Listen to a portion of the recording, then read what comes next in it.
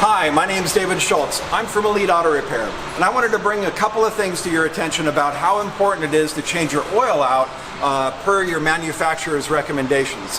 So, for example, I have a motor out of a Honda Element here, and it looks like the owner did not change your oil out as consistently as he should have.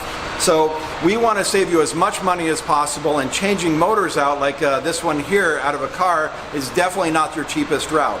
So I'm going to lift off the valve cover here and show you what can happen on the inside of a motor if you don't change it out often enough. So you can see on the inside of these rocker panels and underneath that valve cover that this oil is just in bad shape. It looks like it's all clunky.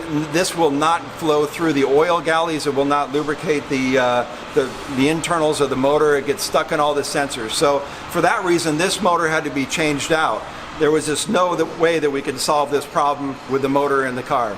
Now, I'm going to put up a couple of screenshots of a used motor that we found. It has 90,000 miles on it, and you can see that the motor that is that has 90,000 miles compared to the motor that we're looking at here, it is a significant difference.